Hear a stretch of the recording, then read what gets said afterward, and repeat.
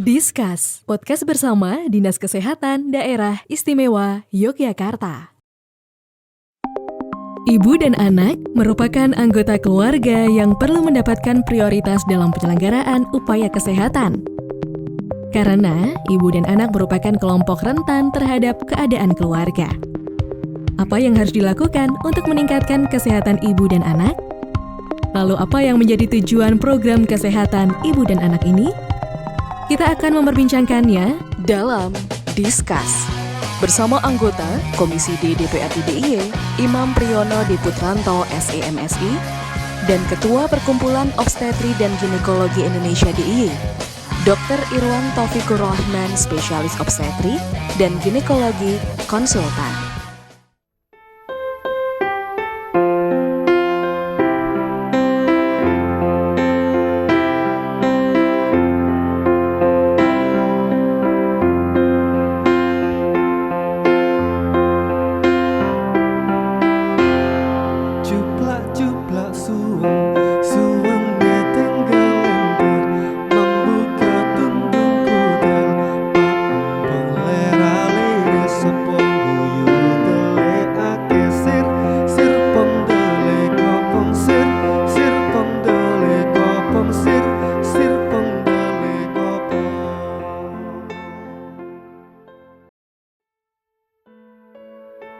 Kesehatan ibu dan anak merupakan salah satu indikator yang menjadi tolak ukur pembangunan kesehatan di suatu negara. Ibu dan anak merupakan anggota keluarga yang perlu mendapatkan prioritas dalam penyelenggaraan upaya kesehatan. Karena ibu dan anak merupakan kelompok rentan terhadap keadaan keluarga, sehingga penilaian terhadap status kesehatan dan kinerja upaya kesehatan ibu dan anak sangat penting untuk dilakukan. Upaya kesehatan ibu dan anak menyangkut pelayanan dan pemeliharaan ibu dalam masa kehamilan, persalinan, nifas, dan menyusui, serta bayi sampai dengan anak prasekolah. Keberhasilan dari upaya kesehatan ibu dan anak dapat dilihat dari indikator angka kematian ibu atau AKI dan angka kematian bayi atau AKB. AKI adalah jumlah kematian ibu dalam masa kehamilan, persalinan, dan nifas di setiap 100.000 kelahiran hidup. Sedangkan AKB adalah jumlah kematian bayi dalam usia 28 hari pertama kehidupan per 1.000 kelahiran hidup. Indikator ini tidak hanya mampu menilai program kesehatan ibu, tetapi juga mampu menilai derajat kesehatan masyarakat karena sensitivitasnya terhadap pelayanan kesehatan, baik dari sisi aksesibilitas maupun kualitas yang ada. Program kesehatan ibu dan anak bertujuan untuk meningkatkan kemampuan pengetahuan, sikap, dan perilaku ibu dalam mengatasi kesehatan diri dan juga keluarganya dengan menggunakan teknologi tepat guna dalam upaya pembinaan kesehatan dalam keluarga. Meningkatnya upaya pembinaan kesehatan balita dan anak, prasekolah secara mandiri di dalam lingkungan keluarga.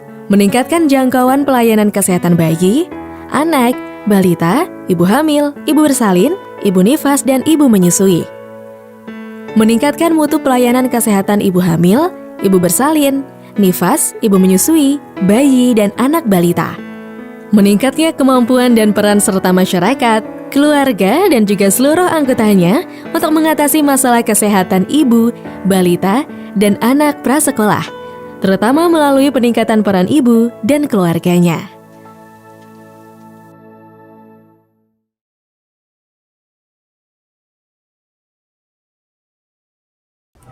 Hai Sobat Sehat, salam sehat untuk kita. Senang sekali kesempatan kali ini saya Konita Jasmine bisa menjumpai Anda dalam Discuss podcast bersama Dinas Kesehatan Daerah Istimewa Yogyakarta. Edisi kali ini spesial kami dedikasikan untuk Anda yang sekarang sudah memiliki amanah menjadi seorang ibu. Tahukah Anda, ternyata angka kematian ibu di tahun 2019 itu cukup fantastis Sobat Sehat, yaitu adalah 303.000 jiwa untuk di seluruh dunia. Kalau di Indonesia di tahun 2022 ternyata sampai 183 per 100.000 kelahiran.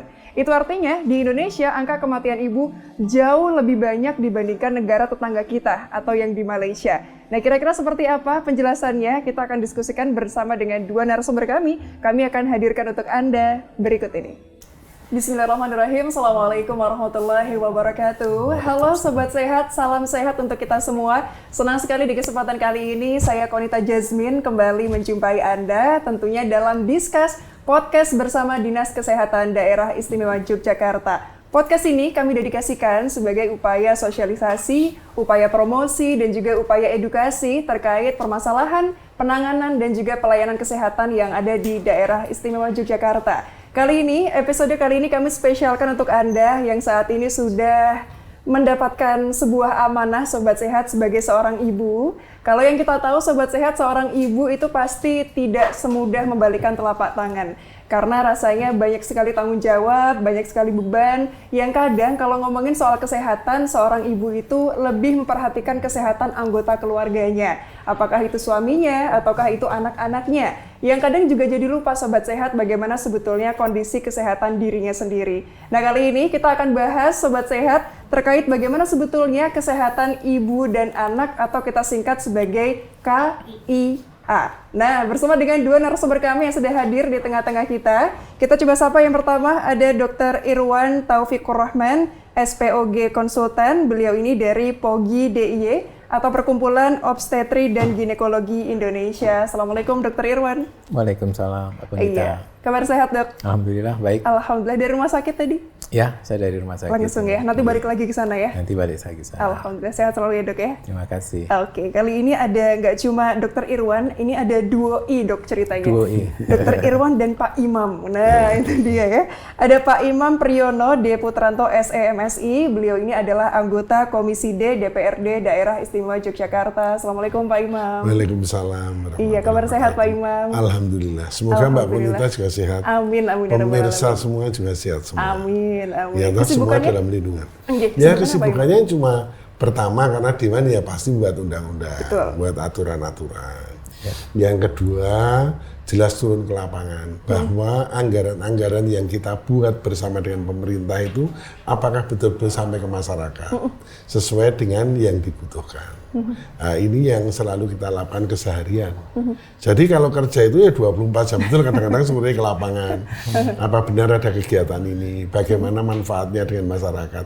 Karena tujuannya pemerintahan, artinya pemerintah dan DPRD itu kan tujuannya untuk mensejahterakan masyarakat. Betul. Sehingga harus selalu memantau dengan masyarakat dan bagaimana kita berperan membuat regulasi-regulasi yang itu nanti bisa bermanfaat bagi masyarakat dalam hal kita membuat anggaran dan menyampaikan anggaran itu pada masyarakat. Itu kegiatannya. Jadi ketemunya masyarakat terus ya Pak Imam ya? Iya, harus dengan masyarakat. Karena masukan dari masyarakat itulah yang kita butuhkan. Siap. Kalau Dr. Irwan ketemunya pasien, kalau Pak Imam ketemunya masyarakat. Ketemu orang terus pokoknya ya. Oke, nanti kita mau bahas ya Pak Imam dan juga Dr. Irwan terkait kesehatan ibu dan anak. Ini kan kalau kita lihat datanya nih Dr. Irwan, saya tuh cukup miris gitu karena melihat data ternyata dari Kemenkes di tahun 2022 ini angka kematian ibu atau AKI ya kita menyingkatnya ya. Ini cukup tinggi. Kalau kita bandingkan dengan negara tetangga, negara Malaysia, ternyata Indonesia jauh di atasnya. Ini kan cukup miris, tapi juga harus kita perhatikan bersama-sama. Kok bisa sih, Dr. Irwan? Ya, jadi kalau kita bicara tentang angka kematian ibu itu apa? Angka kematian ibu itu adalah angka kematian per 100.000 kelahiran hidup. Artinya kalau kita di tahun 2015 AKI kita atau angka kematian ibu kita itu 305 per 100.000 kelahiran hidup. Tinggal kita kalikan aja jumlah kelahiran hidup pada berapa, berarti dalam 1 tahun itu ada angka kematian ibu sekian. Problem di AKI kita adalah selain masih tinggi, kemudian akurasi data itu masih kurang. Ya. AKI yang dilaporkan itu adalah AKI yang direport oleh Dinas Kesehatan di mana mungkin masih sepertiga. Sebetulnya angka kematian ibu di lapangan itu masih sepertiganya, artinya kita masih kalikan 3, itu jumlah realnya. Nah, kenapa kok bisa begitu? Karena banyak AKI kita, angka kematian ibu kita yang tidak terlaporkan. Misalnya meninggal di rumah, meninggal dalam perjalanan, ya, itu tidak terlaporkan ke Dinas Kesehatan sehingga AKI yang terhitung sebetulnya itu baru sepertiga. Makanya sekarang pemerintah menyarankan untuk menggunakan MPDN, Maternal Perinatal Death Notification. Artinya setiap petugas kesehatan yang melihat kematian ibu segera melaporkan. Harapannya apa? Harapannya yang dilaporkan adalah angka real, angka yang sebetulnya. Problem yang kedua adalah AKI ini sebetulnya indikator utama untuk menentukan atau menilai kesejahteraan suatu daerah. Bagaimana pemerintah melakukan pelayanan KIA pada ibu dan anak. Karena angka ini sangat sensitif. Artinya kalau AKI kita rendah, berarti pelayanan kesehatan di daerah tersebut baik. Tapi kalau AKI kita masih tinggi, mungkin pelayanan kesehatan di daerah tersebut masih kita tingkatkan. Dan problem yang lain adalah AKI kita itu masih jauh dari target nasional. Di tahun 2024, pemerintah melalui RPJMN-nya itu mentargetkan AKI kita itu di bawah 183. Kita masih 305. Jadi kita masih harus kerja keras. Belum lagi kalau kita bicara target yang dibebankan oleh WHO melalui SDGs, ya, itu target kita harus di bawah 70 per 100.000 kelahiran hidup di tahun 2030. Dan ini PR besar buat Dinas Kesehatan bersama dengan pemerintah kota dan provinsi untuk mengupayakan bagaimana kita menurunkan angka kematian ibu ini.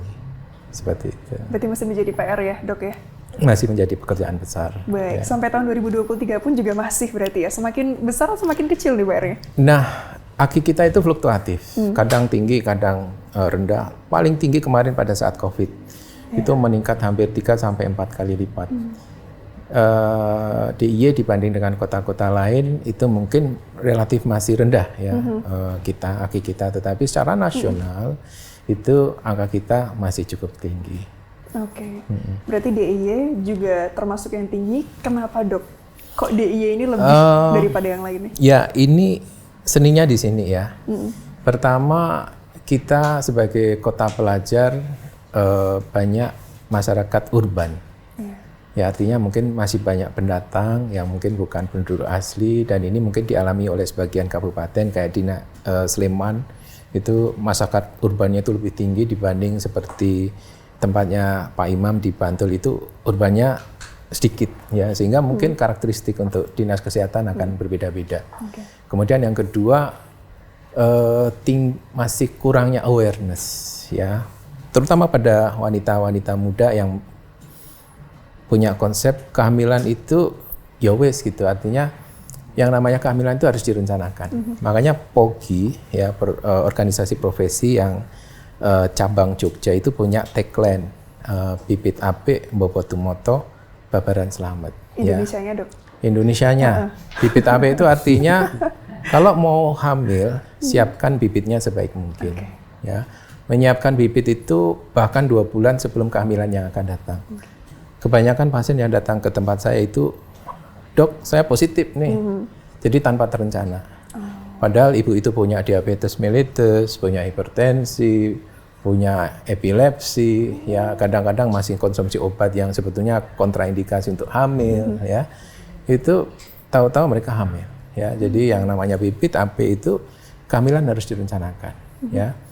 Terus yang kedua, bopotumoto. Bopotumoto itu artinya kalau sudah hamil, ya kontrol sesuai komorbidnya. Antara ibu yang nggak punya komorbid, ibu yang hamilnya tidak ada penyakit sebelumnya, akan berbeda jadwal kontrolnya dengan ibu hamil yang punya diabetes mellitus. Akan berbeda ibu yang hamil dengan penyakit jantung. Akan beda juga ibu hamil yang punya komorbid CA-MAMI misalnya. Nah ini akan yang namanya bopotumoto. Terus babaran selamat. Babaran selamat itu artinya bukan babaran terus namanya selamat anaknya. Tapi babaran diupayakan ibu dan bayinya selamat. Artinya persalinan bisa dilakukan vaskes primer, tapi ada sebagian ibu yang tidak boleh bersalin di vaskes primer.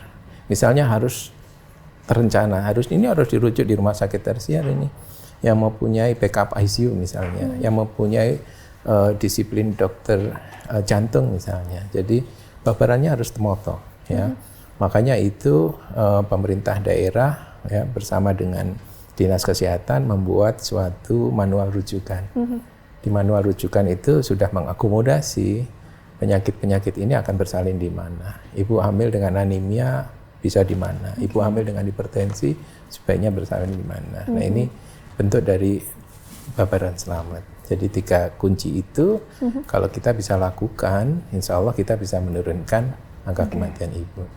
Oke, siap. Tadi adalah pertama Bibit Api, Bobot Tumoto, Babaran Selamat. Iya. Sebetulnya ini mengadopsi 5 pilar yang disampaikan oleh WHO.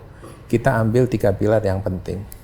Dan 3 pilar ini kita ambil dari filosofi milih jodoh, bibit, bobot, bebet gitu. Jadi kita mencoba menggabungkan, mengkombinasikan antara 5 pilar dengan filosofi Jawa, Pak Imam. Sebetulnya genetik ya itu, Dok. Betul. Tapi bisa mencari jodoh juga ya, Pak Imam ya. Betul, ya. 2 in 1 jadinya ya. Oke, ini menarik. Nanti kita coba bahas lagi ya, Dr. Irwan, soal tadi manualnya kan juga sebetulnya ada. Nanti mungkin kita spill beberapa lah ya. Oke, Pak Imam, ini kan tadi kasusnya sudah banyak di DIY. Pastinya anggota Dewan nggak mungkin tinggal diam. Nah, kira-kira dukungan yang selama ini sudah diberikan apa, Pak? Pertama yang saya sampaikan sederhana. Kalau banyak ibu dan anak yang meninggal, itu yang salah siapa? Pemerintah yang salah. Karena pemerintah kurang hadir di dalamnya. Itu harus itu. Pemerintahan artinya, termasuk saya salah. Saya pemikirannya, iya Pak, kalau ada di DIY sampai seperti itu, saya yang salah. Kenapa nggak salah? Kenapa? Pemerintah tidak mampu menyediakan regulasi. Pemerintahan maksudnya, DPR dan itu. Saya nanti pemerintah koyonnya aku salah, aku ya salah gitu. Saya juga salah. Kenapa saya tidak mampu menyediakan regulasi dalam rangka untuk menjelaskan kepada semua warga bahwa warga itu sebetulnya harus dilindungi, karena negara ini sudah semboyannya jelas melindungi segenap bangsa Indonesia dan seluruh tumpah darah Indonesia. Melindunginya apa? Dengan undang-undang. Karena ketika kita membuat peraturan, kita itu ada anggarannya. Seperti acara ini betul dijelaskan pada ibu-ibu seperti tadi. Oh, banyak pendatang datang, kadang-kadang hamil tidak. Sudah tahu-tahu hamil. Artinya tidak dipersiapkan untuk reproduksinya. Nah, sehingga pemerintah hadir ke remaja-remaja untuk apa? Untuk dalam arti konsultasi tentang reproduksi. Kemudian posyandu, ibu-ibu PKK. Bagaimana kita itu PKK di semua lini digiatkan dalam hal kesehatan tentang ibu dan anak. Karena apa? Tidak hanya kematian ibu nanti. Diharapkan kita juga memperoleh generasi yang kuat.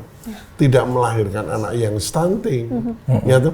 Itu. Karena nanti stunting juga direncanakan sampai dengan 2030 ini stunting zero. Itu apakah betul-betul bisa zero? Nah, ini semua harus direncanakan pemerintah. Apalagi pemerintah pusat punya RPJMN.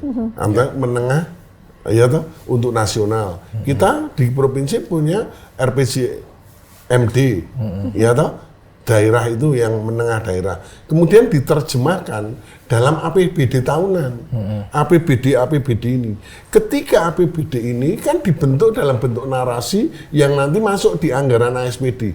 Tetapi ini bisa masuk semua anggarannya kalau ada itu aturan-aturan yang mewadai. Sehingga harus dibuat aturan, di mana dokter tadi, Dr. Irwan ini menjelaskan, harus diteliti dulu, kenapa angka kematian ibu itu kok tinggi. Kemudian akademisi meneliti, dari penelitian-penelitian itu muncul regulasi-regulasi yang menaungi. Kadang-kadang kan mungkin beda, misalnya daerah Wonosari meninggalnya karena apa? Banyak ibu. Daerah Bantul karena apa? Daerah kota karena apa?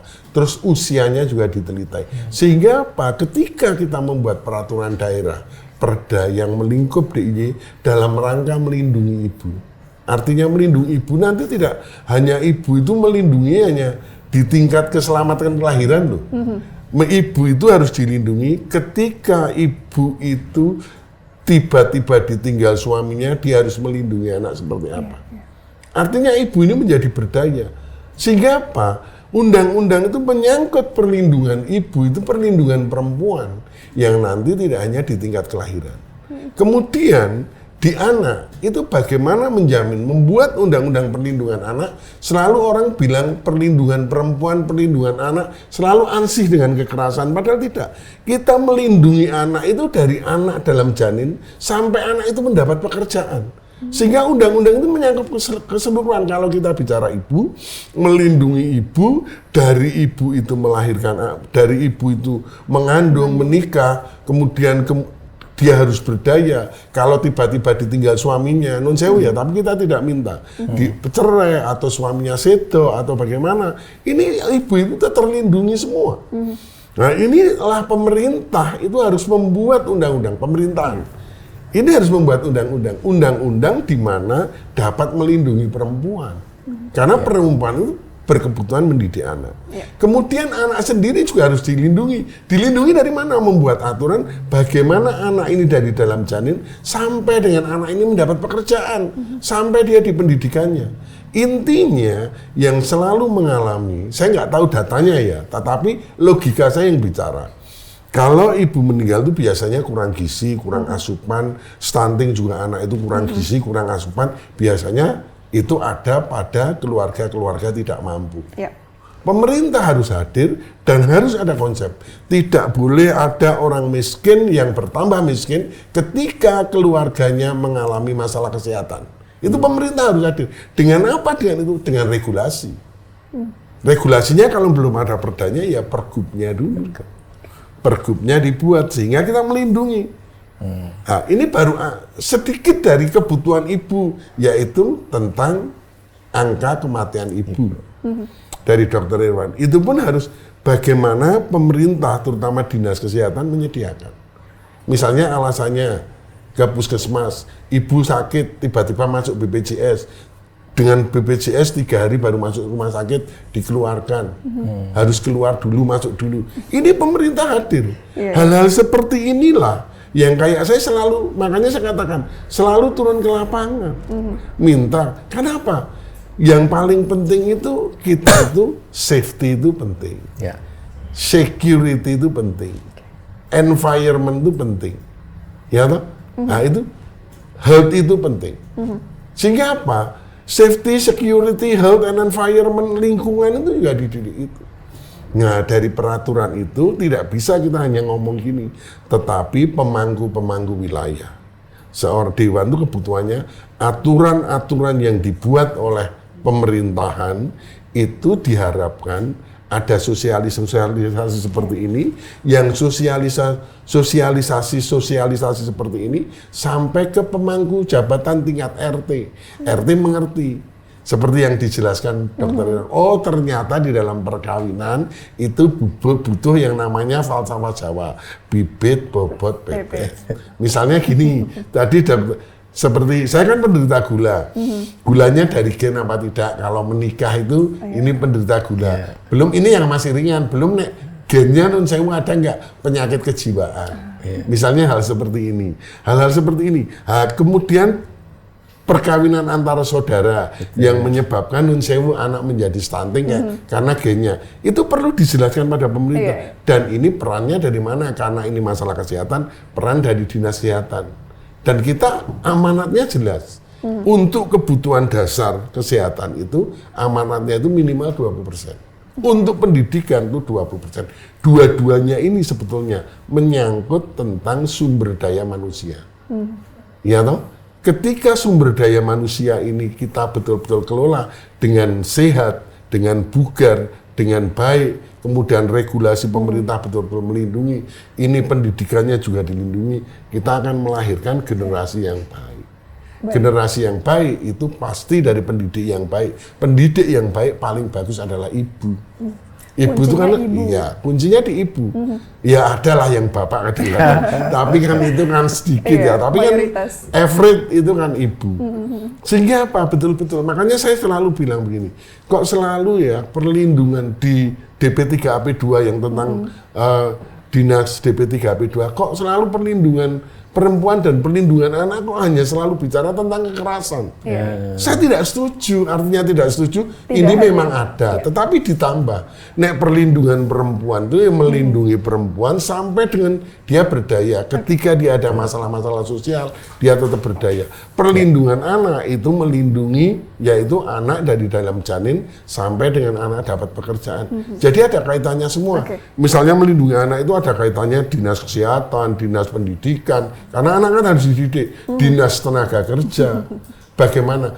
Informasi-informasi inilah yang perlu pemangku wilayah dari RT, RW. Kadang-kadang, misalnya Nun Sewu ada podcast seperti ini, anak-anak muda seperti panjenengan hostnya ini, atau anak-anak muda seperti ini, ngadakan seperti ini tidak tertutup gini, tetapi di wilayah kampung, Langsung di RT ya satu kampung misalnya gitu, RT sehingga dia mengenal, oh bagaimana cara membuat regulasi. Bahkan hostnya misalnya manggil salah satunya enggak hostnya panjenengan boleh, salah satunya adalah pemuka kampung, sehingga tahu kesulitannya. Oh ternyata kesulitan dalam bidang anak, mau dispesifikasinya ke arah perlindungan anak itu atau perlindungan ibu ke arah bagaimana kematian ibu yang tinggi. Saya kaget tadi ketika panjenengan cerita tentang kamu, berarti aku bodoh tuh ini. Ketika di DIY itu kematiannya tinggi, saya bodoh Mbak. Karena saya bermitra dengan Dinas Kesehatan, saya tidak pernah mengusulkan bagaimana melindungi ibu. Dari hal seperti ini semoga didengar sama Dinas Kesehatan. Sehingga Dinas Kesehatan nanti merencanakan, apa Dewan merencanakan, ada hal-hal perda yang menyangkut tentang bagaimana menyelamatkan ibu dari kelahiran. Tetapi tidak hanya ibu dan anak. Betul.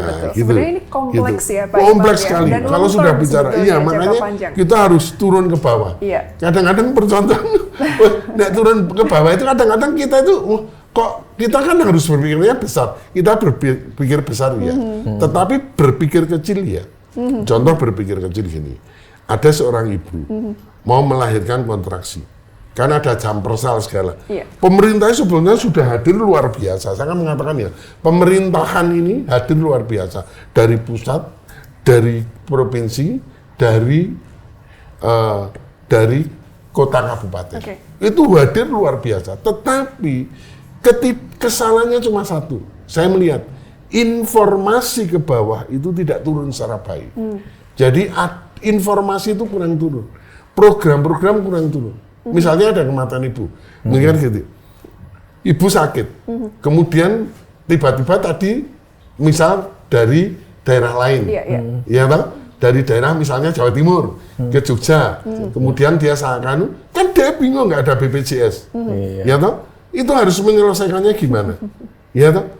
Ini artinya kekurangan informasi. Padahal dengan BPJS di sini, pemerintah pasti bertanggung jawab. Ada jam persal, pemerintah pasti bertanggung jawab. Masuk dulu.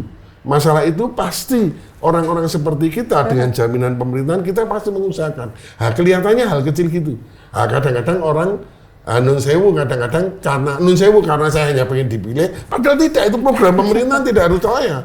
Karena saya pengen dipilih, saya ngomong, wah, tak anu iso toh, tanpa aku ra iso. Wah, itu hanya karena kesombongan aja lah. Padahal tidak, ini program yang sudah dibuat pemerintahan. Orang no imam jalan, orang no siapa saja jalan, karena itu program pemerintah. Yang penting programnya, yang penting programnya, informasi semua jawab. Dewan itu fungsinya apa? Membuat regulasi yang bisa menaungi semua, rakyat bisa merasakan kesejahteraan. Karena apa? Fungsi pemerintah jelas melindungi segenap bangsa dan seluruh tumpah darah. Siap, regulasinya sudah dibuat dengan begitu cantik oleh Pak Imam. Nah, di lapangannya nih Pak Imam, kita coba dengar dulu. Oke, anggarannya kita tahan dulu sebentar. Siap, kita coba dengar dulu. Kalau di lapangannya nih Dok, saya penasaran sebetulnya. Karena ternyata sebetulnya kalau kita tadi misalnya undang gitu ya, langsung mesti ada masalah-masalah baru yang timbul. Gimana Dok kalau di lapangan? Sebetulnya seperti yang Pak Imam sampaikan bahwa kesehatan ibu dan anak itu merupakan hak ibu dan anak. Jadi ibu dan anak itu mempunyai hak dasar untuk mendapatkan pelayanan kesehatan yang seoptimal mungkin ya.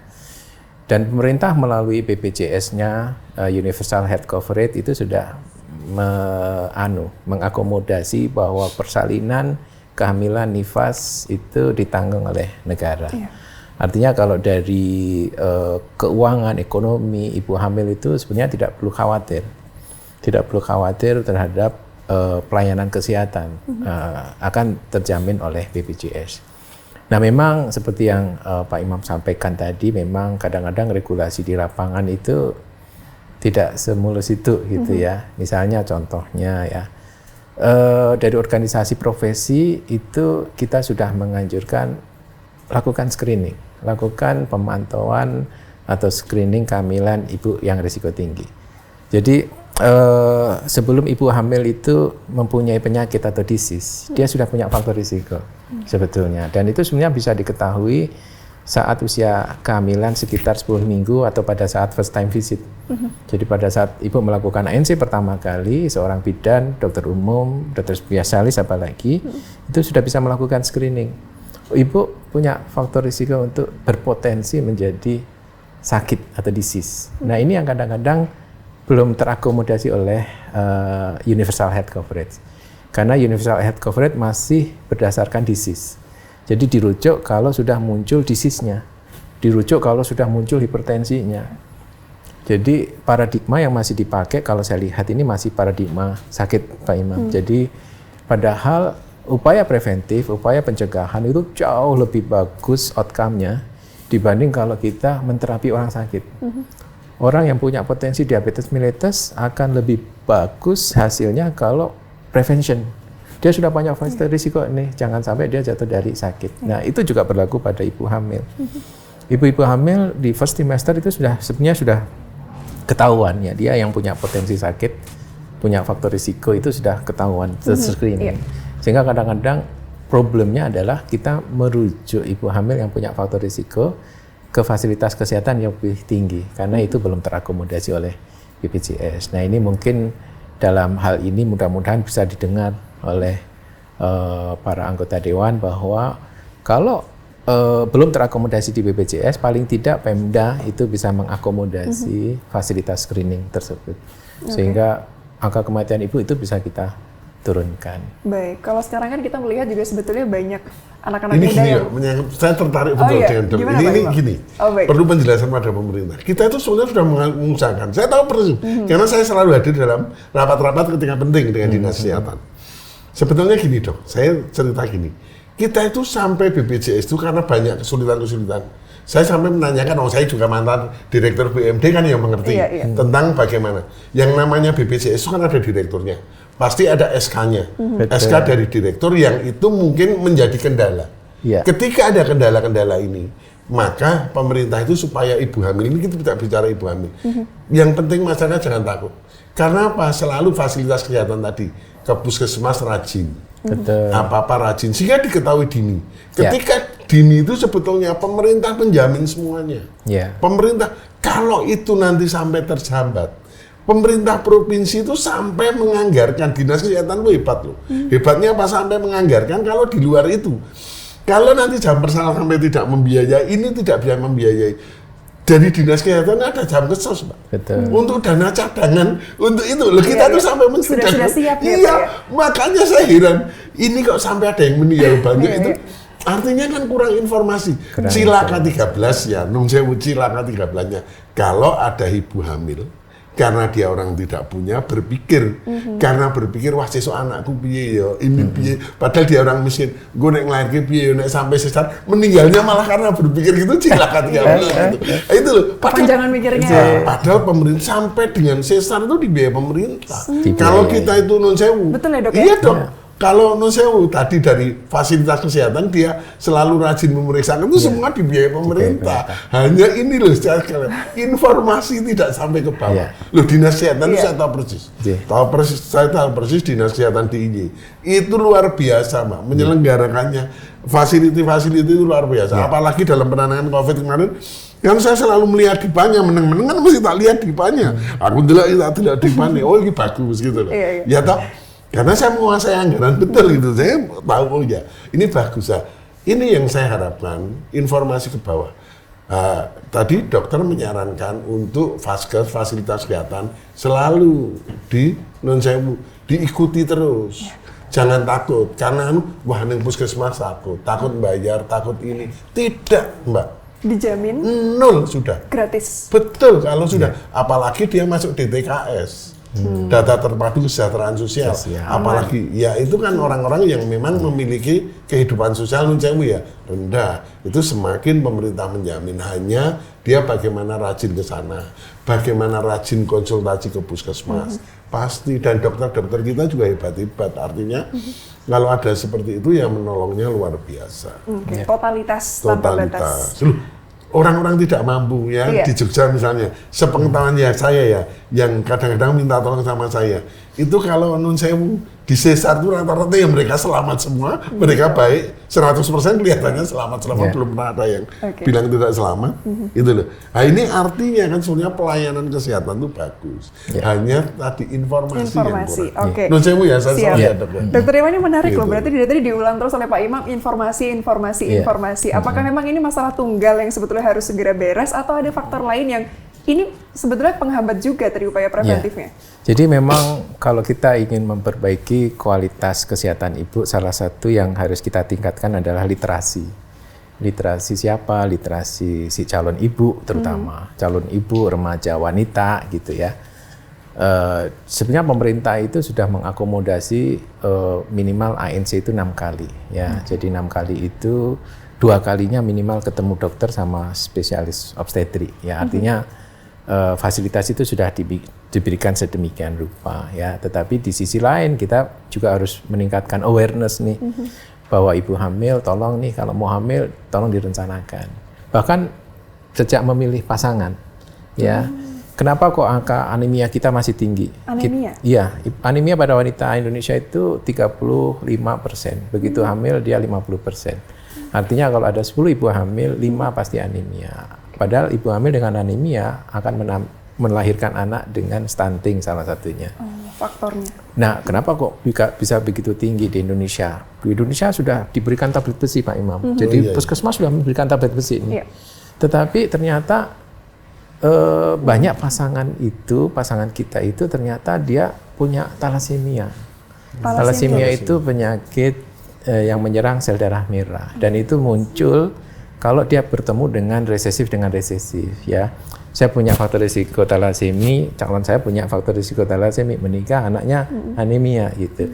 Sehingga perencanaan sebuah kehamilan itu sebetulnya dimulai sejak memilih pasangan. Makanya di sebagian negara itu ada cawe-cawe KUA dalam menentukan pasangannya. Jadi ada screening, sudah di screening. Sebelum menikah, ya. Jadi negara hadir di situ.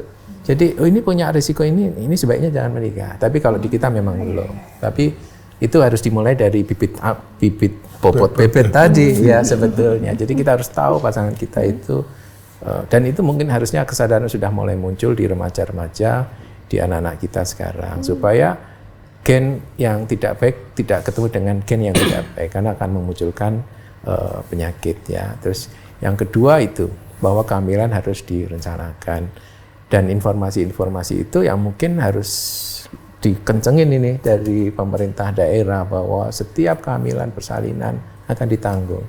Nggak usah mikir masalah biaya, pasti akan di-cover oleh pemerintah. Dijamin sama Pak Imam ya. Bukan saya, bukan dinas sosial yang menjamin pemerintah karena baik kota, kabupaten, DIY, pusat. Siap. Nanti kita lanjutkan lagi ya Pak Imam dan juga Dokter Irwan. Tadi saya masih penasaran kalau misalnya ada 2 calon ingin menikah tapi ternyata ini thalassemia takutnya anemia anaknya. Apakah harus berpisah atau ada cara lain misalnya gitu ya? Kita akan sambung nanti sahabat sehat, jangan kemana-mana, kita akan simak dulu ada video terkait jumlah kasus kesehatan ibu dan anak di daerah istimewa Yogyakarta berikut ini.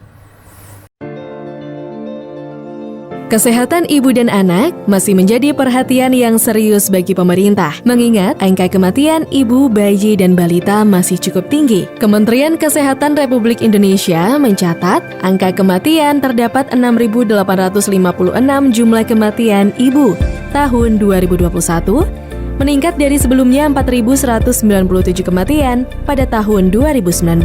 Pada tahun 2022, kematian ibu berkisar 183 per 100.000 kelahiran. Menurut data yang bersumber dari WHO, pada tahun 2017, angka kematian ibu secara global mencapai 211 per 100.000 kelahiran. Menurut hasil survei penduduk antar sensus dalam profil kesehatan ibu dan anak 2020, AKI di Indonesia pada tahun 2015 sebesar 305 per 100.000 kelahiran. Sementara itu, berdasarkan data dari Dinas Pemberdayaan Perempuan, Pelindungan Anak dan Pengendalian Penduduk Daerah Istimewa Yogyakarta menunjukkan terdapat 40 kematian ibu pada tahun 2020 dan naik menjadi 131 jiwa pada tahun 2021. Sementara, kematian bayi mencapai 270 kasus. Kematian ibu paling banyak pada rentang usia 20 hingga 35 tahun dengan tertinggi terjadi pada usia 20 tahun ke bawah. Peningkatannya sebanyak 12 kali lipat. Sementara, tingkat kematian bayi paling banyak terjadi di usia 28 hari. Berdasarkan data Sampling Registration System atau SRS, tahun 2018 sekitar 76% kematian ibu terjadi di fase persalinan dan pasca persalinan. Dengan proporsi 24% terjadi saat hamil, 36% saat persalinan, dan 40% pasca persalinan. Yang mana hal tersebut lebih dari 62% kematian ibu dan bayi terjadi di rumah sakit. Artinya, akses masyarakat mencapai fasilitas pelayanan kesehatan rujukan sudah cukup baik. Tingginya kematian ini disebabkan oleh berbagai faktor risiko yang terjadi. Mulai dari fase sebelum hamil, yaitu kondisi wanita usia subur yang anemia, kurang energi kalori, obesitas, mempunyai penyakit penyerta seperti tuberkulosis, dan lain-lain. Pada saat hamil, ibu juga mengalami berbagai penyakit seperti hipertensi, pendarahan, anemia, diabetes, infeksi, penyakit jantung, dan lain sebagainya. Selain itu, kenaikan jumlah kematian ibu dan bayi juga terjadi saat pandemi COVID-19. Berdasarkan data Direktorat Kesehatan Keluarga per 14 September 2021, jumlah bayi meninggal yang dengan hasil swab atau PCR positif tercatat sebanyak 302 orang.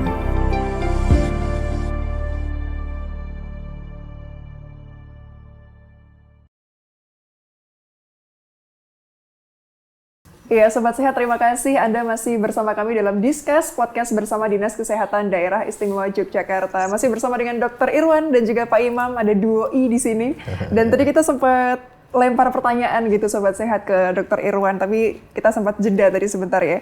Dok, ini menarik loh, karena kan sekarang fenomena nikah muda juga mulai semakin semarak lah gitu. Dan akhirnya sudah ketemu yang cocok, kayaknya dia deh gitu kan, D1 gitu. Akhirnya pas mau menikah ternyata tadi harus cek dulu kata Dr. Irwan. Kok ternyata ada sesuatu yang harus dibereskan dulu. Nah ini bisakah harus dibereskan dulu atau memang harus mencari yang lain, dokter? Susah loh ini soalnya. Ya, jadi ada istilah premarital screening ya. Kalau di luar negeri itu sudah umum di sana ya, karena mereka sudah sadar diri bahwa saya akan membangun suatu keluarga yang kecil, bahagia, sejahtera gitu. Tuh, targetnya adalah melahirkan generasi yang baik ya, sehingga generasi kita akan jauh lebih bagus generasi yang akan datang. Intinya kan itu. Nah, memang kalau di kita mungkin belum terlalu familiar ya dengan premarital screening. Premarital screening sebetulnya banyak yang bisa kita lakukan, yaitu melakukan screening terhadap penyakit-penyakit yang kira-kira kalau nanti bertemu itu akan muncul sebagai penyakit. Ya, salah satunya thalassemia, ya kemudian beberapa penyakit yang mungkin kalau muncul itu menjadi penyakit genetik. Ya, kebanyakan adalah penyakit genetik. Nah, kalau sudah terlanjur menikah bagaimana ya? Kalau sudah terlanjur cinta bagaimana gitu ya? Yang penting adalah kita sadar bahwa kita punya potensi sekian persen untuk punya keturunan yang menyebabkan penyakit tertentu ya, sehingga kita diminta untuk melakukan optimalisasi ya, bagaimana menurunkan risiko tersebut serendah mungkin ya. Kalau misalnya sudah terlanjur hamil, dok, gimana ya? Yang berikutnya adalah untuk melihat apakah ada tanda-tanda ke arah situ ya, misalnya USG atau pemeriksaan di trimester pertama itu mempunyai peran untuk melakukan screening ya. Kemudian kalau misalnya sudah terlanjur, dokter, saya melewati masa screening, sekarang sudah hamil trimester 2, 3 dan mau melahirkan. Nah, yang penting perencanaan pada saat persalinan.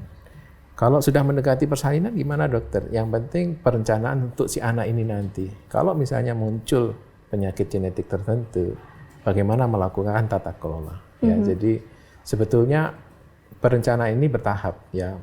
Mulai dari premarital sebelum menikah, kemudian perencanaan kehamilan, kemudian pelayanan pemeriksaan kehamilan, kemudian bahkan sampai setelah melahirkan perencanaan pemeriksaan untuk si anak ini kelak nanti. Oke. Jadi nggak harus berpisah ya dok ya? Barangkali karena kasus di luar sana pertanyaan pribadi loh Pak. Enggak. Ini pertanyaan pribadi loh ini. Mungkin bisa Ada kekhawatiran ya, ada kekhawatiran. Pertanyaan pribadi. Makanya saya menyampaikan secara diplomatis, Pak. Baik. Saya mewakili sobat sehat aja deh ya. Pertanyaan pribadinya titip. Jangan-jangan teman-temannya juga menanyakan pribadi. Iya, baiklah. Boleh nanti kalau sobat sehat yang punya kejadian serupa, gitulah ya sobat sehat ya. Oke. Tadi sudah dijawab oleh Dr. Irwan. Nah, ini Pak Imam, lagi-lagi tadi sudah soal regulasi diberikan, dukungan juga sudah. Nah, kira-kira apa yang mau dimaksimalkan lagi nih, Pak? Yang jelas gini, kalau saya melihat program-program pemerintahan provinsi itu maksimal. Contoh tadi, Dr. Irwan kan mengatakan gini, Dr. Irwan mengatakan bahwa bagaimana penelitian awal sebelum orang menikah gitu aja. Misalnya apakah ini jadi apa tidak. Di kita itu sebetulnya kan muncul sekarang undang-undang baru yang namanya undang-undangnya itu adalah Posyandu Prima.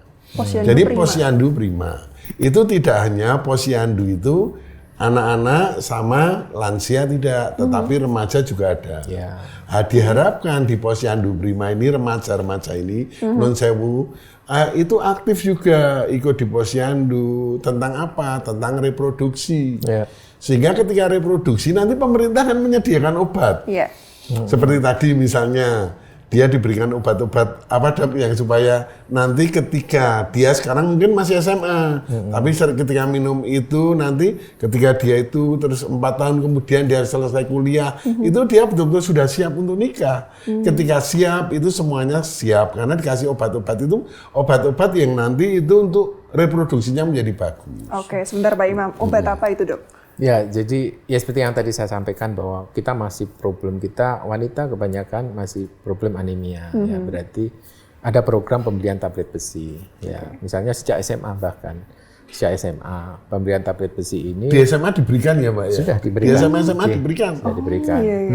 Jadi tablet besi ini sudah diberikan bahkan sejak SMA.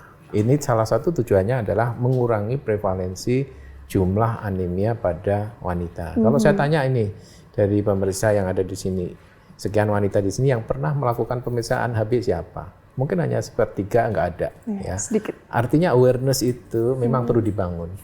Jadi mulai dari pendidikan kesehatan reproduksi, ya itu mulai dikenalkan bahwa kalau saya mau menikah, saya harus mempersiapkan. Ya, salah satu yang harus kita persiapkan adalah fisik, ya fisik, pemeriksaan laboratorium dan sebagainya. Oke, memang berarti mulai kapan itu, Dokter Irwan? Untuk ke SMA Remaja putri. Saya sering ke SMA itu tentang reproduksi, menjelaskan reproduksi itu mereka diberi tablet-tablet kalau dari dinas kesehatan. Tapi di Jogja ya itu ya, karena saya kan dapelnya kota Jogja, sehingga saya hanya turun di Jogja. Tapi kan kalau ke Wonosari itu sebagai relawan lah ya, nah itu dalam rangka untuk itu, misalnya turun ke Bantul itu sebagai relawan. Nah itu bagaimana kita itu sebetulnya menciptakan generasi yang sehat. Sehat itu dalam arti anak-anak menjadi sehat, nanti melahirkan bayi-bayi yang sehat juga. Itu. Tadi ini anemia tadi kan kemungkinannya bisa membuat anak stunting ya dok ya? Salah satunya. Salah satunya itu belum salah 2, salah 3 loh. Nanti konsultasi minta ke Pak Irwan sendiri ya, ke Dokter Irwan sendiri. Tapi kan salah satunya bisa stunting. Gitu loh. Nah, kalau jangan sampai kan kita mau menciptakan millennium gold kok, kok stunting anaknya kan nggak mungkin. Hal seperti dan ini juga pemerintah pun juga, kalau sudah terlanjur gitu, ya juga non sewu disabilitas itu juga. Kita juga ada undang-undangnya melindungi disabilitas. Contoh aja sederhana, jalanan itu kadang-kadang. Jalanan itu kan ada kadang-kadang dipakai untuk disabilitas, misalnya untuk orang yang hamil, untuk misalnya kita turun yang pakai roda itu kadang-kadang tidak tangga, ada yang pakai roda itu contohnya kan pemerintah sudah membuat regulasi untuk melindungi kaum-kaum difabel juga. Hal seperti ini yang selalu kita sampaikan. Jadi dari awal kita selalu mencegah. Jadi Dokter Irwan kita itu karena mencegah itu ibadah betul, Pak. Menurut saya itu ibadah betul. Ibadah betul ya, Pak. Preventif itu ya, Pak Imam. Loh, kalau kita dewan kayak gini ini ibadah betul loh. Kalau kita itu tujuannya apa? Ya, supaya jangan sampai ada orang miskin yang tambah miskin ketika ada hal yang menyangkut kesejahteraan sosial. Kita kan bisa berupaya membuat regulasi, dan regulasi itu kan dipakai terus. Selama ilmu kita dipakai itu katanya ibadahnya masih Amal jariah gitu ya, Pak Imam ya? Iya, toh? Masya Allah. Itu kan, itu gitu. Siap. Oke. Ini kita mohon izin nih Pak Imam, Dr. Irwan, saya sapa Sobat Sehat yang sudah bergabung ya di interaksi kami. Pertama dari sahabat Sulis ya, bertanya terkait pemeriksaannya apa saja dokter untuk yang pranikah. Oh, ini tadi termasuk yang muda-mudi, menikah muda mungkin ya. Gimana Dokter Irwan? Ya, jadi untuk pemeriksaan pranikah itu biasanya yang kita lakukan ada pemeriksaan laboratorium. Pemeriksaan laboratorium itu biasanya kita cek adalah darah ya, golongan darah ya. Kemudian selain itu kita juga cek GDS ya, apakah ada potensi diabetes enggak pada si ibu itu ya. Kemudian biasanya kita juga cek penyakit ya, penyakit dalam hal ini penyakit yang ditularkan salah satunya melalui hubungan seks ya, sifilis, hepatitis ya, HIV salah satunya. Itu untuk si perempuan ya. Kalau untuk si laki-laki biasanya tidak terlalu banyak karena biasanya kehamilan kan dititipkan di tubuh si ibu, sehingga yang lebih banyak kita pemeriksaan itu lebih banyak pemeriksaan si ibu. Kalau untuk laki-laki biasanya pemeriksaan fisik biasa ya, jadi tekanan darah, nadi, kemudian laboratorium yang sederhana, misalnya HB ya, golongan darah dan sebagainya. Mungkin seperti itu. Oke. Berikutnya lagi Dok, ini ada yang bertanya lagi dari sahabat Aris di Kota Gede, ini terkait ada faktor kematian ibu katanya eklamsia. Ya. Apa itu Dok? Jadi preeklamsi itu adalah penyakit yang muncul hanya pada saat hamil. Ya, artinya tidak mungkin seorang wanita menderita preeklamsi kalau dia nggak hamil. Ya, artinya preeklamsi itu adalah suatu kondisi, suatu sindrom lebih tepat. Sindrom itu adalah kumpulan gejala. Kumpulan gejala yang terdiri dari new onset hipertensi, jadi hipertensi yang muncul pada saat hamil setelah minggu ke-20, disertai protein urin, jadi urinnya mengandung protein. Kita tahu bahwa molekul protein itu molekul yang besar, sehingga kalau dia sampai terdeteksi di urin, berarti ginjal kita bocor. Ya. Nah, dua sindrom itu kita kenal sebagai suatu sindrom preeklamsi. Preeklamsi bisa berkembang, memberat atau komplikasinya salah satu yang kita takutkan adalah eklamsia. Eklamsia itu kejang, ya. Diambil dari kata Romawi, eklamsia itu kilat, ya. Jadi sebelum ibu itu penderita preeklamsi berkembang menjadi eklamsia, dia melihat kayak kilatan cahaya. Ini yang kita sebut sebagai impending eklamsi. Jadi sebelum terjadi eklamsia, ibu itu akan mengalami impending. Ya. Jadi preeklamsi itu rata-rata muncul di minggu setelah 20, kemudian impending eklamsia dan akhirnya kejang. Nah, begitu dia menderita eklamsia, maka prognosis kemungkinan terjadinya kematian ibu, kematian janin ini meningkat. Dan preeklamsi itu sebenarnya bisa terscreening di minggu awal, di 11-13 minggu. Screeningnya bagaimana? Mudah ya. Salah satu contoh misalnya, kalau saya ibu hamil, obes, kemudian kebetulan saya kembar bayinya. Nah ini faktor risiko untuk terjadi preeklamsi. Atau misalnya saya lahir dari seorang ibu yang ibu dulu melahirkan saya eklamsia. Saya punya faktor risiko preeklamsi. Jadi seorang ibu melahirkan anak dengan preeklamsi, ini akan berpotensi melahirkan anak dengan preeklamsi juga kalau kebetulan anaknya perempuan. Makanya ini seperti lingkaran setan.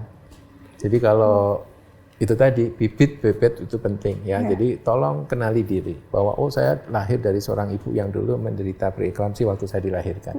Berarti saya punya faktor risiko untuk berkembang menjadi preeklamsi. Ada obat yang kita bisa berikan untuk mencegah supaya tidak berkembang preeklamsi. Kapan harus kita berikan? Di bawah 16 minggu. Semua upaya preventif, semua upaya pencegahan pada kehamilan itu akan baik kalau kita mulai sebelum 16 minggu. Sehingga screening itu harusnya dilakukan sebelum itu, sekitar 11-13 minggu. Boleh tanya ya, berarti utamanya dua ya Dok ya? Pertama kebocoran ginjal itu karena protein itu, yang kedua darah tinggi. Hipertensi. Jadi kalau ibu hamil, nggak hipertensi, begitu hamil hipertensi, hati-hati. Itu sudah salah satu tanda sindrom preeklamsi. Tinggal kita cek proteinnya. Dan itu bawaan ya dok ya? Ada faktor risiko genetik. Maaf loh, saya ikut tanya. Nggak apa-apa Pak, silakan. Jadi makanya. Jadi menarik. Iya betul. Menantu saya itu baru hamil dok. Iya, jadi salah satu screening yang kita lakukan adalah itu tadi. Melakukan anamnesis, anamnesis kita tanyakan, ada nggak riwayat hipertensi di keluarga? Ada nggak riwayat dulu ibu dilahirkan dari ibu yang menderita preeklamsi? Jadi biasanya anak-anak yang dilahirkan dengan preeklamsi itu kecil kayaknya. Harusnya di atas 2,5 kilo, mungkin lahir 2,3, air ketuban sedikit. Nah kebetulan kalau dia perempuan, kemudian dia memasuki usia nikah, nah ini kalau nggak kita aware kan, dia akan menderita preeklamsi yang sama. Melahirkan anak preeklamsi juga nanti akhirnya, jadi seperti itu. Iya tadi makanya lingkaran setan. Salah satunya adalah memotong dengan upaya screening. Dan wanita yang preeklamsi, misalnya ibu menderita preeklamsi ini, untuk mendapatkan penyakit kardiovaskuler di kehidupan kelak nanti tinggi.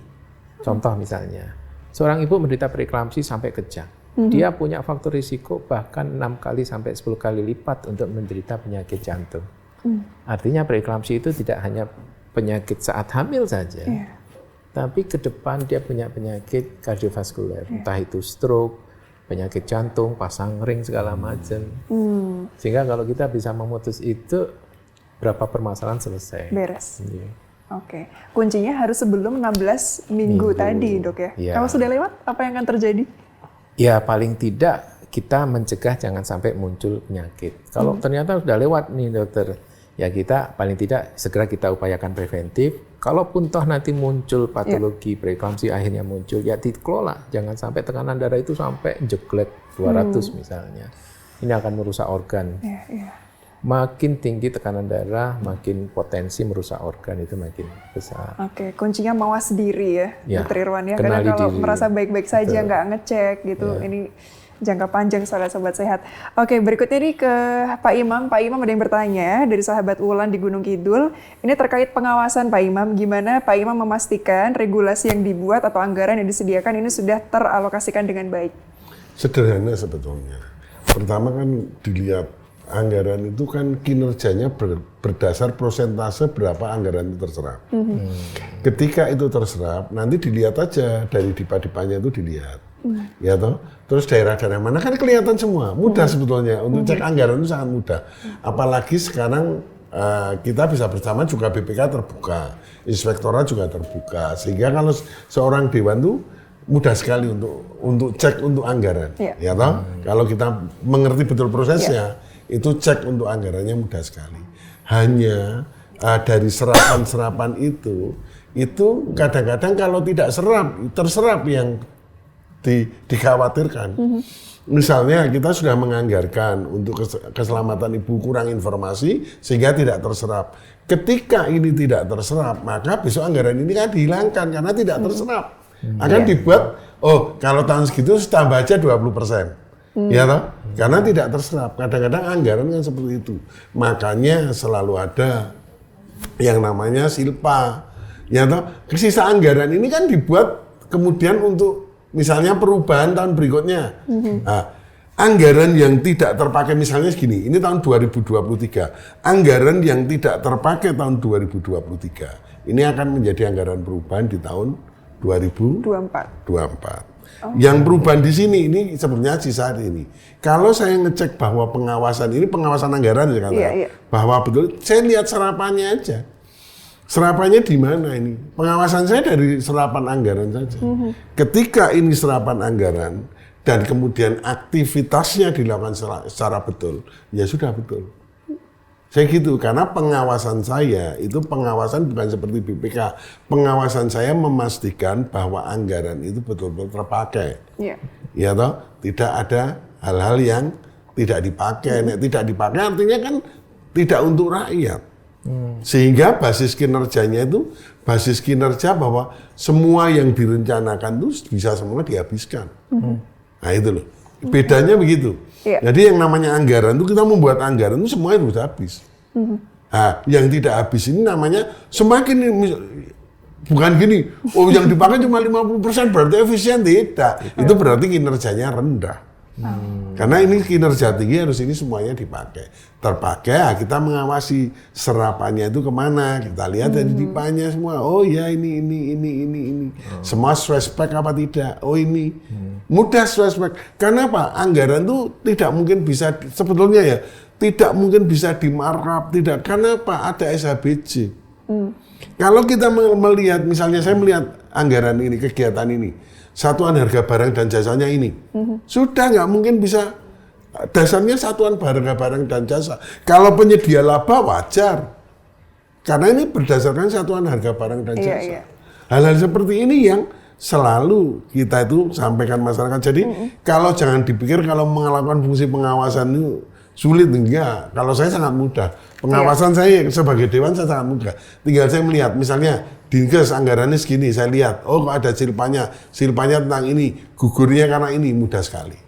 Pengawasan saya sebagai dewan. Iya. Jadi transparansi itu sebetulnya tidak hanya dilihat oleh dewan, tapi masyarakat pun juga bisa memantau ya. Nanti kalau misalnya dari BPK sendiri kan, kalau dari BPK kan ada nanti dalam pemeriksaan itu temuannya ada diparipurnakan. Ya toh? Iya. APBD itu ketika jadi diparipurnakan. Ya toh? Itu ya tidak. Kemudian dia menjadi anggaran. Ketika anggaran ini menjadi anggaran sudah kita tahu berapa yang dipakai, kita tahu. Tahu ini kan kita sudah mengawasi sebetulnya. Kita lihat diawasi. Sederhana sebenarnya ngawasi. Bagi saya lo ya. Saya mengawasi gampang sekali. Transparansinya terjamin. Siapa bisa mengakses, yang mau mengakses bisa diakses gitu ya.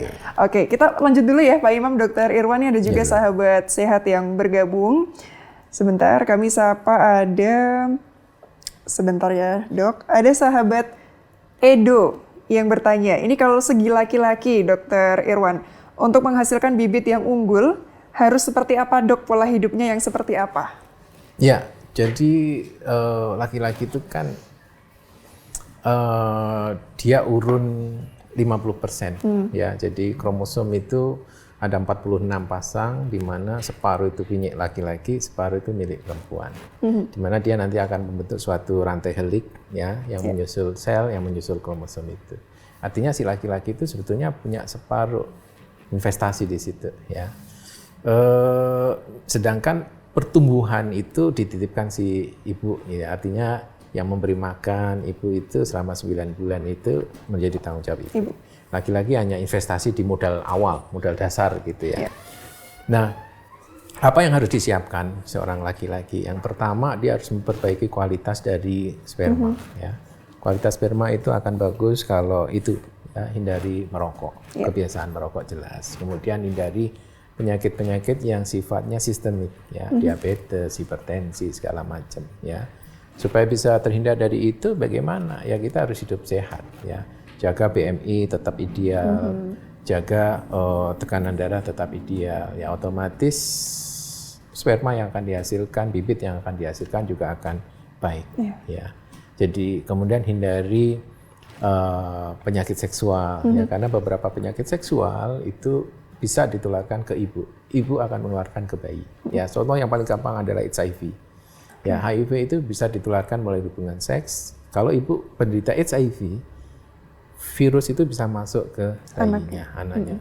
Penyakit yang lain adalah hepatitis. Ya, hepatitis adalah suatu virus yang menyerang hepar, ya, tetapi dia bisa ditularkan melalui hubungan seks. Kemudian yang lain adalah sifilis, ya, atau penyakit menular seksual raja singa kalau kita kenal. Itu juga sifilis bisa ditularkan ke istrinya, istrinya menularkan ke anak. Dan si anak mempunyai penyakit long life yang diakibatkan oleh sifilis. Jadi kita harus juga lakukan screening PMS, ya, penyakit menular seksual. Gitu. Jadi tadi screening, pola hidup sehat, tidak merokok, terutama laki-laki ini ya. Siap. Bukan pacarnya tuh Mbak yang tanya. Dari sahabat sehat Pak Imam. Mohon izin. Berikutnya ada lagi sahabat sehat yang menanyakan, sahabat Eni ini Dr. Irwan. Usia ideal menikah. Ini yang bertanya rata-rata ini ya. Masih pada single nih kayaknya. Tapi jangan-jangan bukan pertanyaan yang titipan panjenengan. Bukan, ini asli.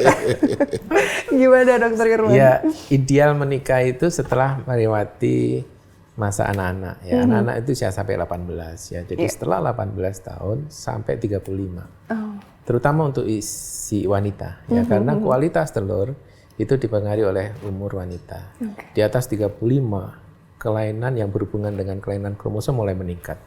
Salah satunya adalah Down syndrome, DS ya. DS itu adalah suatu penyakit yang problemnya atau basicnya atau penyebabnya adalah kelainan di kromosom.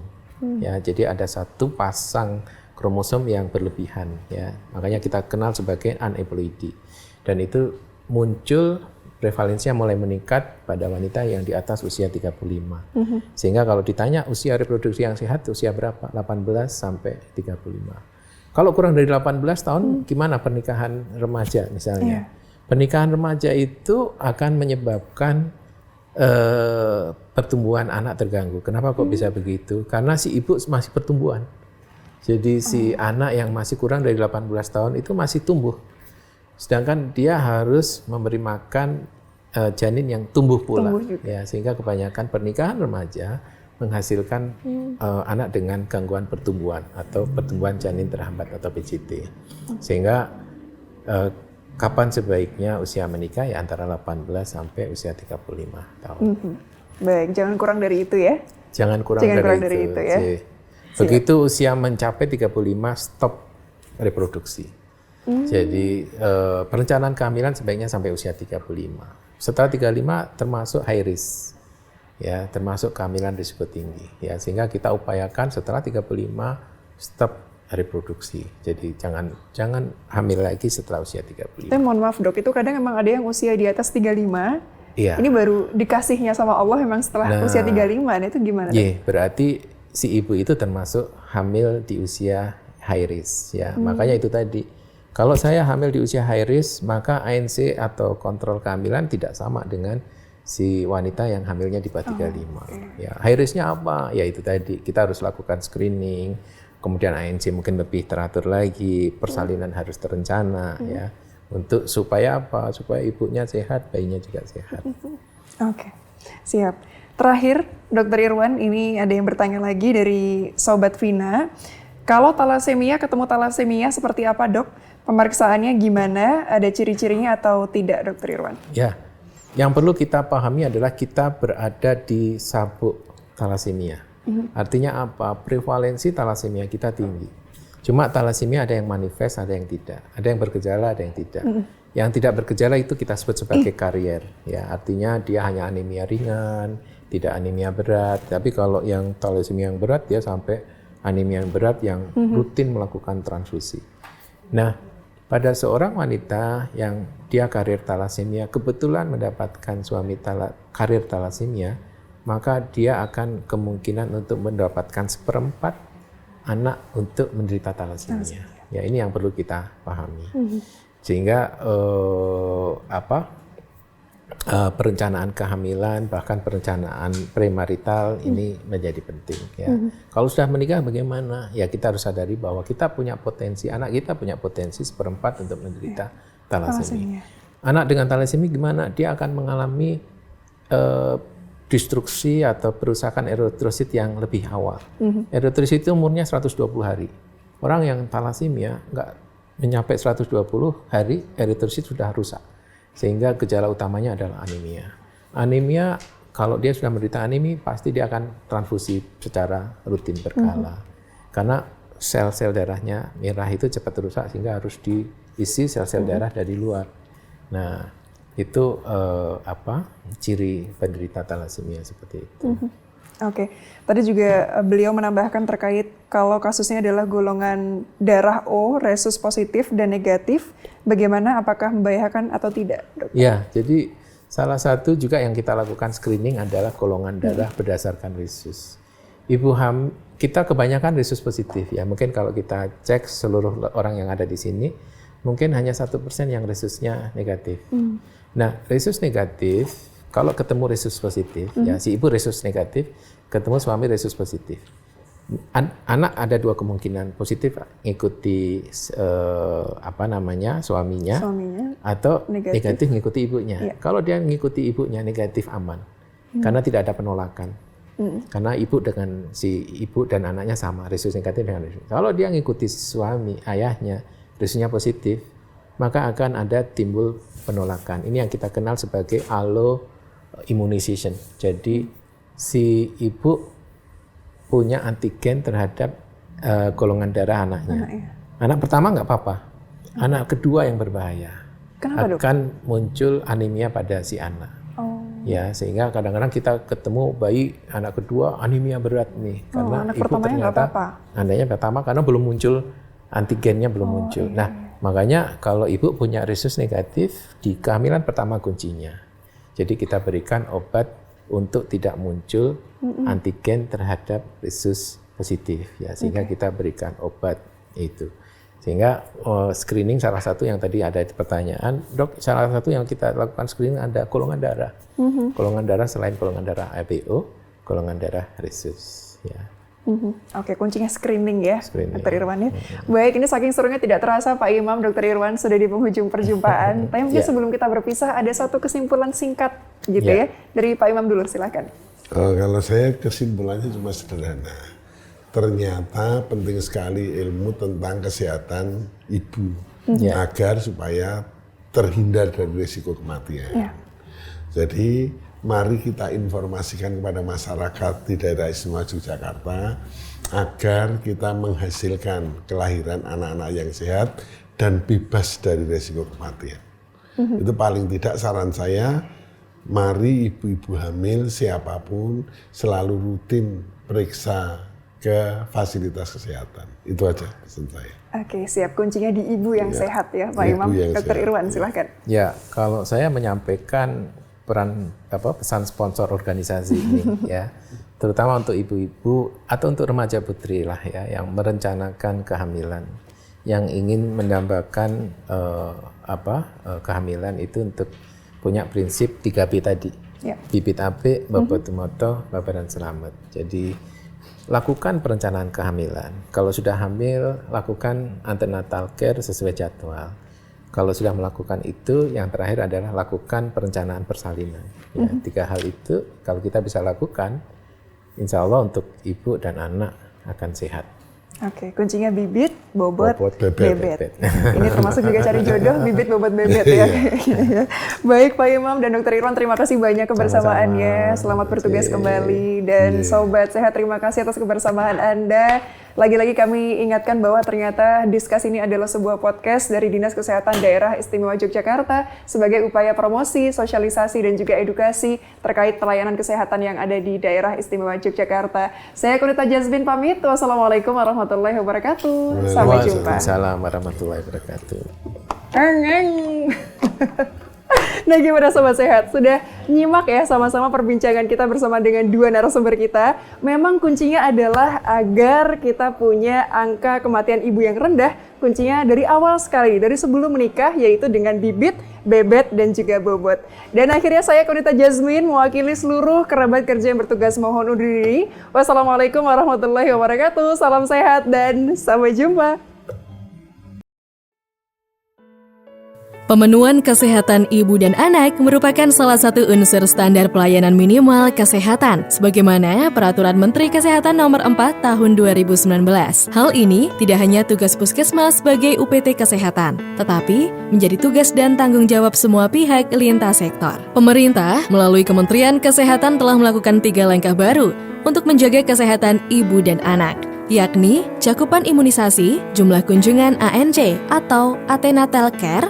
ANC atau antenatal care merupakan pemeriksaan kehamilan dan memastikan infrastruktur ultrasonografi atau USG siap di setiap puskesmas. Untuk vaksinasi, jumlahnya ditingkatkan dari semula 11 jenis menjadi 14 jenis. Termasuk di dalamnya adalah imunisasi PCV atau pneumococcal conjugate vaccine. Vaksin ini untuk mencegah meningitis dan pneumonia. Kemudian, vaksin HPV untuk melindungi tubuh anak dari infeksi human papillomavirus yang menyebabkan infeksi kulit. Vaksin HPV ini akan diberikan secara nasional dan berdasarkan rekomendasi Badan Kesehatan Dunia atau WHO dan Ikatan Dokter Anak Indonesia atau IDAI. Vaksin rotavirus yang bisa meningkatkan kekebalan anak dari penyakit pneumonia dan diare. Untuk mencegah kanker serviks, Pemerintah juga sudah memutuskan akan meningkatkan ANC dari 4 menjadi 6, di mana 2 diantaranya harus kunjungan bertemu dengan dokter. Selain itu, pemerintah juga mengupayakan agar seluruh puskesmas dapat memiliki alat USG, sehingga dalam pemeriksaan di tingkat puskesmas sudah dapat diketahui kondisi janin di dalam kandungan ibu sebelum masa lahirannya tiba. Hal tersebut dilakukan untuk memastikan ada tidaknya komplikasi yang harus segera ditangani di fasilitas pelayanan kesehatan. Untuk menjaga kesehatan ibu dan anak agar terhindar dari tertularnya penyakit, berikut hal yang dapat dilakukan. Menjaga pola makan sehat, mengatur pola tidur yang ideal, menghindari paparan asap rokok, menjaga kebersihan diri dan lingkungan. Cuplak suang tinggal lenter, membuka tundung kutel, pak polera liris sopo guyun delek ake sir pengdele kopong sir pengdele kopong sir pengdele kopong.